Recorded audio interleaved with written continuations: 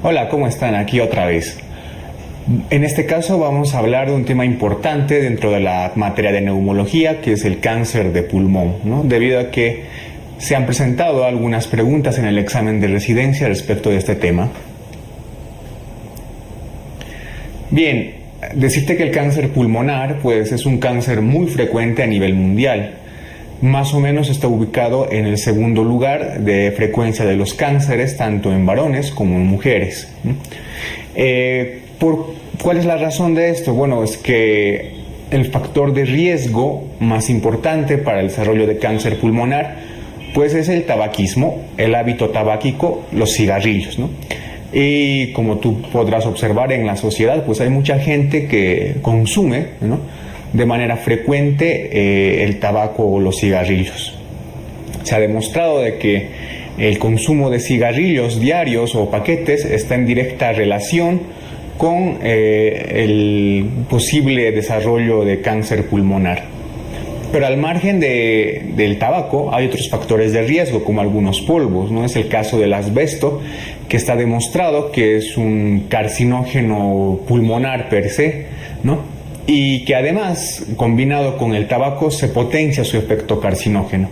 Hay otros compuestos químicos que también están marcados como factores de riesgo para desarrollar este cáncer, pero no tienes que olvidar que el factor de riesgo más importante para el desarrollo del cáncer pulmonar es el tabaco.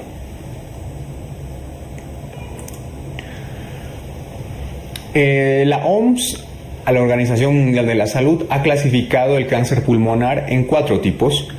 Esta clasificación es anatomopatológica. Entonces tenemos el cáncer pulmonar microcítico, el adenocarcinoma, el carcinoma epidermoide y el carcinoma macrocítico o de células grandes.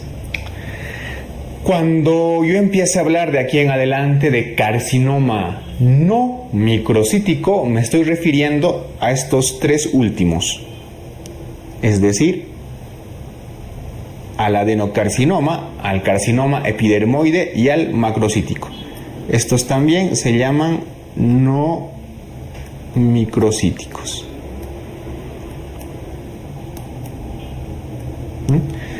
Y al carcinoma pulmonar microcítico también lo conocemos como de células pequeñas o también denominado out cell. ¿Sí? Entonces tenemos estos tipos: carcinoma pulmonar microcítico o también denominado células pequeñas out cell, ¿no? Y los otros 3 que se denominan no microcíticos, que son adenocarcinoma, carcinoma epidermoide y carcinoma macrocítico.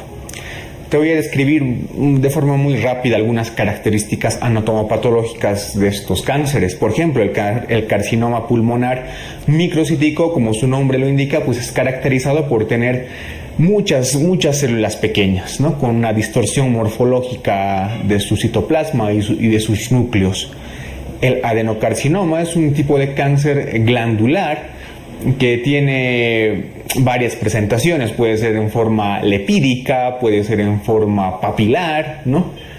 El carcinoma epidermoide, pues que tiene características histológicas similares, por ejemplo, al epitelio de la piel, porque las células en este tipo de cáncer sufren una queratinización. Y por último, el carcinoma macrocítico o de células grandes, pues se clasifica así porque su descripción histológica no encaja con ninguna de las otras 3 anteriores. ¿Cuál es el tipo de cáncer pulmonar más frecuente? Pues actualmente el tipo de cáncer pulmonar más frecuente es el adenocarcinoma, ¿sí? Este es el tipo de cáncer más frecuente.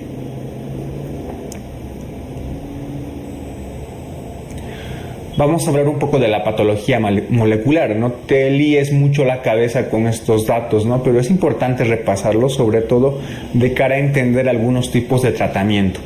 Bien, los carcinomas no microcíticos pueden evidenciar mutaciones en el gen EGFR, que están en relación con el crecimiento epidermoide, y translocaciones en el gen ALK. muchos fármacos que se van a usar en la quimioterapia del carcinoma no microcítico. Otra vez te hago recuerdo en la anterior diapositiva, no microcítico, epidermoide, adenocarcinoma y el de células grandes, ¿no? Muchos fármacos quimioterápicos van a ir en contra de estos genes, ¿no? Sobre todo del gen EGFR. Tanto el carcinoma microcítico como el macrocítico tienen también alteraciones en el oncogen MYC. Evidentemente estas no son las únicas alteraciones genéticas, existen un montón de alteraciones genéticas de oncogenes que están implicados en el desarrollo del cáncer, pero básicamente las más importantes son estas tres. La clínica. Bien, la clínica del cáncer, pues más o menos entre el 50% de pacientes que presentan clínica, pues generalmente ya tienen una enfermedad avanzada, lastimosamente, ¿no? Muchas veces es un proceso silente y una vez que tienen clínica, pues ya es un proceso bastante avanzado. Sin embargo, la clínica pues puede depender de acuerdo a la posición donde se encuentra el cáncer o el tumor pulmonar. Entonces, de acuerdo a la clínica, pues vamos a ver que existen tumores de localización central y tumores que están en la parte más periférica. Los tumores que se encuentran en localización central son principalmente el epidermoide y el microcítico, ¿no? El epidermoide y el microcítico, como ves en el gráfico, se encuentran a nivel central, es decir, van a producir una obstrucción en alguna parte de la vía aérea, sobre todo en los bronquios. Por contraparte, los tumores de localización periférica son el adenocarcinoma y el macrocítico o de células grandes. Estos se localizan en la periferia, fuera de las vías respiratorias, ¿no? ¿Cuál es la clínica de los tumores que tienen localización central? Pues como produce una obstrucción a nivel del bronquio, nos van a presentar tos, hemoptisis, ¿no? Y en algunos casos vamos a llegar incluso a la atelectasia, ¿no? ¿Cuándo se produce la atelectasia? Cuando el cáncer pues produce un bloqueo completo del bronquio, ¿no? Entonces va a producir una atelectasia. Por contraparte, la clínica de los tumores de localización periférica en general pues no tienen mucha sintomatología, pero cuando sí presentan síntomas pues pueden presentar dolor pleurítico, tos irritativa y derrame pleural. Entonces recuerda, tumor de localización central, epidermoide y microcítico. Tumor de localización periférica, adenocarcinoma y el de células grandes. La clínica de los de localización central, tos, hemoptisis y si obstruye totalmente el bronquio, atelectasia, ¿no? Los de localización periférica generalmente asintomáticos, pero si presentan síntomas, dolor pleurítico y tos irritativa y también derrame pleural. Tenemos unos dos síndromes típicos que se presentan dentro de los cánceres pulmonares. Uno de ellos es el síndrome de cava superior. ¿Qué es el síndrome de cava superior? Pues no es más que la infiltración de la vena cava superior, evidentemente, por un tipo de cáncer. Como te muestro aquí en la imagen, pues aquí tenemos un tumor, ¿no? Que está sobrepasando la parte pulmonar, ¿no? Está invadiendo la vena cava superior. ¿Y qué nos produce esto? Pues esta invasión de la vena cava superior nos va a producir una sintomatología. Por ejemplo, circulación colateral, es decir, se va a ver la circulación más o menos a nivel del cuello y edema de cuello, ¿no? Como hay una obstrucción, más o menos una infiltración en la vena cava superior, tenemos circulación colateral, edema de cuello, en algunos casos cefalea. ¿Cuál es el cáncer que más frecuente invade esta estructura anatómica o presenta síndrome de cava síndrome de cava superior? Pues es el carcinoma macrocítico o de células pequeñas, ¿no? Es el tumor que frecuentemente se relaciona con síndrome de cava superior. Síndrome de Pankhurst es otro tipo de síndrome que se produce por la infiltración de un tipo de cáncer. En este caso, el cáncer o el tumor pulmonar va a infiltrar los vértices o la parte superior de los pulmones. Por lo tanto, va a afectar algunas costillas, sobre todo las primeras, va a infiltrar y va a afectar hacia algunos nervios, ¿no? Por tanto, este síndrome va a cursar con dolor en el hombro por infiltración nerviosa y un síndrome de Horner. El síndrome de Horner, cuando lo lleves en neurología, pues vas a ver que tiene los siguientes componentes. Tiene miosis, ptosis, enoftalmos, ¿no? Y en algunas ocasiones anhidrosis facial. Entonces la combinación de un síndrome de Horner con dolor en el hombro, ¿no?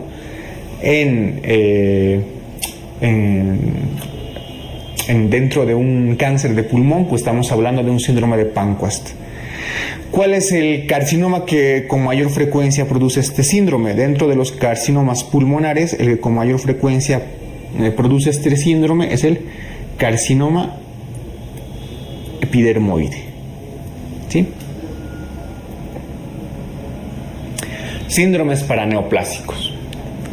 Los cánceres pulmonares, pues por sus características celulares, tienden a secretar ciertas moléculas que simulan, ¿no?, la acción de moléculas endógenas que tenemos. Entonces se producen estos síndromes paraneoplásicos. Por ejemplo, el carcinoma epidermoide secreta una sustancia que se llama PTH-like y esto produce hipercalcemia. El carcinoma macrocítico produce ginecomastia. El adenocarcinoma produce una osteopatía hipertrófica y el carcinoma microcítico es el que tiene más síndromes paraneoplásicos porque produce una secreción inadecuada de ADH y también produce una secreción ectópica excesiva de ADH, lo que nos va a llevar a un síndrome de Cushing.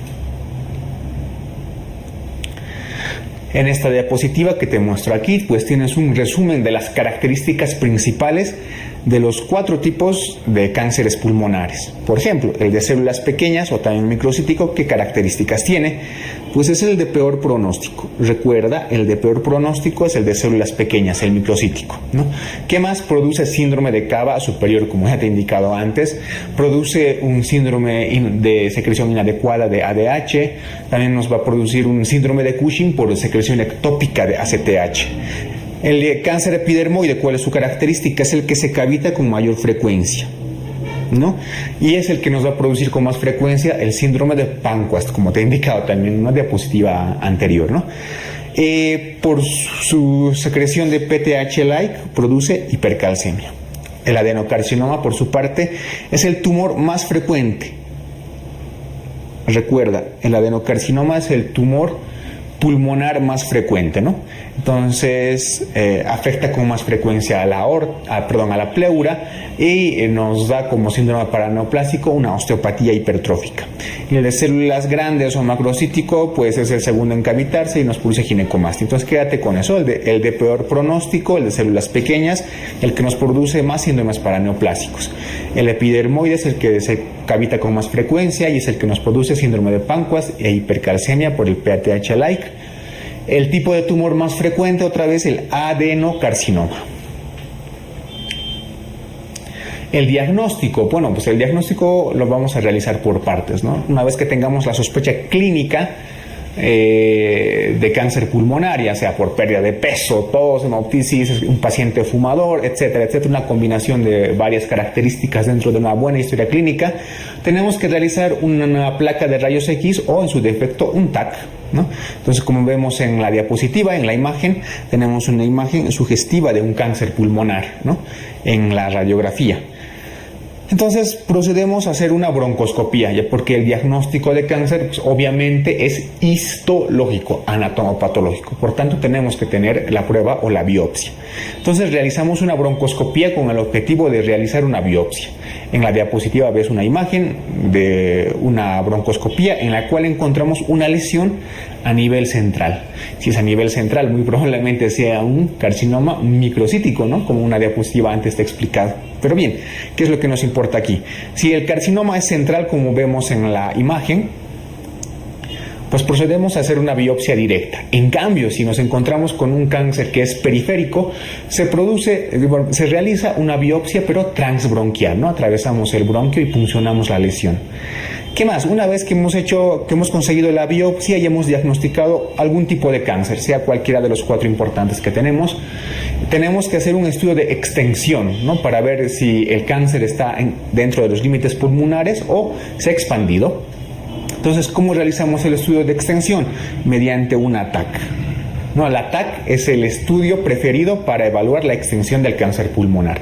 ¿Qué vamos a evaluar? Vamos a evaluar el mediastino, si ha afectado grandes vasos, adenopatía, si ha afectado la pleura, etcétera, ¿no? Si dentro del estudio de extensión, dentro del ATAC, vemos que hay la afectación de algunas adenopatías o nos presentan algunas adenopatías, ¿no? Tenemos que ver si estas adenopatías por el TAC miden mayor a 1 centímetro, pues procedemos a hacer una mediastinoscopía o una toracoscopía. ¿Por qué? Porque estas adenopatías tienen que biopsiarse, tenemos que confirmar histológicamente que estas adenopatías están afectadas por el cáncer pulmonar. Entonces, este es el flujograma básico del diagnóstico. Otros estudios diagnósticos, la resonancia magnética realmente no ha demostrado superioridad sobre el TAC en el diagnóstico de cáncer. Sí que ha demostrado cierta superioridad para identificar el síndrome de Panquast, ¿no? Entonces, si tenemos la clínica del síndrome de Horner, no más dolor en el hombro, que es lo clásico del síndrome de Panquast, pues vamos a realizar una resonancia magnética. El estudio de extensión extratorácica, en este caso, pues se debe realizar cuando el paciente presenta alguna clínica más o menos. Debo recordarte que el cáncer pulmonar pues con frecuencia puede producir metástasis a nivel cerebral y metástasis a nivel óseo. Por lo tanto, si el paciente presenta clínica neurológica dentro de un contexto de cáncer pulmonar, o sea, el paciente ha sido diagnosticado de cáncer pulmonar y además tiene clínica neurológica, está indicado realizar una TAC craneal. Y también si existen dolores óseos dentro, otra vez, de un cáncer pulmonar, pues debemos realizar una gammagrafía ósea. En la imagen de la diapositiva, pues tenemos una imagen, ¿no? En primer lugar tenemos una gammagrafía ósea donde nos muestran algunas lesiones, ¿no? Y en primera instancia una imagen donde tenemos una lesión pulmonar, ¿no? Que nos sugiere más o menos que estas metástasis óseas son debidas al cáncer pulmonar. Estadificación. El cáncer de pulmón pues lo podemos estadificar de acuerdo al tipo de cáncer, que es los no microcíticos, es decir, epidermoide, adenocarcinoma y el de células grandes, pues usan el sistema TNM para clasificar, ¿no? El TNM, ¿qué es? Evaluamos el tamaño del cáncer, el número de afectación ganglionar y evidentemente las metástasis. Para el estudio de cara al examen de residencia, pues esta estadificación es bastante compleja y realmente no es muy rentable, ¿no? Porque es mucha memoria, ¿no? Muchas cifras para memorizarte. Entonces, lo único que tienes que recordar que el TNM se usa para clasificar al carcinoma no microcítico. En cambio, el carcinoma microcítico pues tiene otra forma de clasificarse y es una forma más simplificada y más fácil. El carcinoma microcítico se clasifica en enfermedad limitada, o sea, que está dentro de los márgenes pulmonares, y en enfermedad diseminada o avanzada. Entonces, recuerda, los carcinomas no microcíticos pues usan el sistema TNM para clasificarlo, su estadificación, y el carcinoma microcítico se clasifica en enfermedad limitada y en enfermedad diseminada o avanzada. Hemos visto cómo se estadifican los distintos tipos de cánceres de pulmón, ¿no? Los no microcíticos y los microcíticos, y te he indicado que evidentemente esa clasificación, sobre todo de los no microcíticos del TNM, es bastante compleja y no es muy rentable de cara al examen, ¿no? Porque son muchos datos. Sin embargo, tengo que decirte de que estas clasificaciones pues ayudan en el tratamiento del cáncer pulmonar. Ahí en la diapositiva pues tengo una imagen bastante compleja que la vamos a tratar de simplificar, donde nos incluyen los grados TNM, ¿no? Y los estadios, porque el tratamiento también se basa aparte en estadios que también son muy complicados de aprenderse, ¿no? Y que tampoco son tan rentables de cara al examen. Entonces, básicamente el tratamiento del cáncer pulmonar se realiza con tres pilares. El primero, que es la cirugía en pacientes seleccionados, ¿no? Una cirugía con intención de seccionar la mayor cantidad de cáncer posible, ¿no? Sobre todo esto se puede en estadios iniciales, ¿no? En estadios 1, 2, por ejemplo. La quimioterapia que se va a usar casi en todos los estadios. En estadios 1 y 2 se va a usar si es que el tumor es relativamente grande, ¿no? Una como quimioterapia neoadyuvante. Y en los otros estadios como tratamiento paliativo, y también vamos a usar radioterapia. Entonces son los 3 pilares para el tratamiento del cáncer pulmonar: la quimioterapia, la radioterapia y la cirugía. En estadios iniciales, pues vamos a aplicar cirugía, y en estadios avanzados, pues tratamiento paliativo con quimioterapia. La importancia de estudiar esos genes que te he mostrado en la patología molecular, pues eran básicamente porque hay quimioterápicos, fármacos que van contra esos genes, específicamente contra el gen EGFR, que es un factor de crecimiento epidermoide. Bien, te voy a explicar un poco este gráfico que tengo aquí, que es bastante complejo, ¿no? En primera instancia, tienes que recordar que estadios iniciales se va a intentar cirugía, y estadios avanzados, tratamiento paliativo. Por tanto, este TNM, pues obviamente es la clasificación del carcinoma no microcítico, ¿no? Entonces, tengo los estadios, en primera instancia, la clasificación TNM. T del tamaño del tumor, N de la afectación ganglionar y M de las metástasis. Y aquí abajo tengo un cuadrito, ¿no? Por ejemplo, los T1s, ¿no? A grosso modo, o sea, no quiero que te quedes con que estos datos son exactos. Realmente son un poco inexactos, pero sí sirven para que te acuerdes un poquito, ¿no? Tengas algo básico de esta clasificación. Nuevamente te lo digo, esta clasificación pues está incompleta, ¿no? Hay una clasificación que es más completa, pero que es más larga y no es rentable. Lo que estoy intentando hacer ahora solamente es darte una pequeña pauta básica para que se te quede en tu memoria. Entonces los T1 más o menos son tumores que tienen o que están menor a 3 centímetros. Los T2 son tumores que son mayor a 3 centímetros. Los T3 son tumores, ¿no? Que pueden ya afectar la pleura, producir una telectasia, etcétera, ¿no? Los T4, porque son tumores que ya afectan grandes vasos, el mediastino, etcétera, etcétera. Entonces, a grosso modo, como te lo digo, porque el T1 también se clasifica en T1A, T1B, igual que el T2, pero el T1 es un tumor menor a 3 centímetros, el T2 un tumor mayor a 3 centímetros, el T3 que ya afecta a varias estructuras, por ejemplo, la pleura, puede ser la telectasia, ¿no? Y el T4 pues puede afectar ya grandes vasos, etcétera. El N, la afectación ganglionar, pues obviamente, ¿no? Si no hay ninguna afectación ganglionar, pues será N0. El N1, pues ya ciertas adenopatías, como en este caso del mediastino del mismo lado, ¿no? Esto mucho no nos interesa, pero que sepas que el N, pues describe si hay o no afectación ganglionar. Y obviamente la M de metástasis, ¿no? De metástasis a distancia o no. Entonces, en el tratamiento te he indicado que los primeros estadios, pues vamos a intentar realizar cirugía, ¿no? Y quimioterapia neoadyuvante. Si estamos frente a un estadio 3 o 4, pues un estadio avanzado, entonces pues lo único que podemos hacer, ofrecer al paciente, es quimioterapia paliativa, ¿no? Entonces, básicamente este gráfico se puede resumir en todo lo que te he indicado.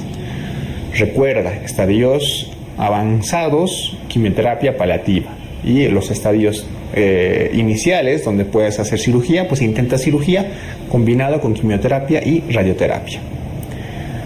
El cáncer microcítico, ¿no? Que es el de peor pronóstico, pues básicamente simplemente se le da quimioterapia paliativa, en algunos casos radioterapia. Son pocos los casos seleccionados en los que en un cáncer de tipo microcítico o de células pequeñas pues se puede intentar la cirugía. En general, pues como se diagnostican ya de forma avanzada y son muy agresivos, pues lo único que se les aplica son quimioterapia o radioterapia.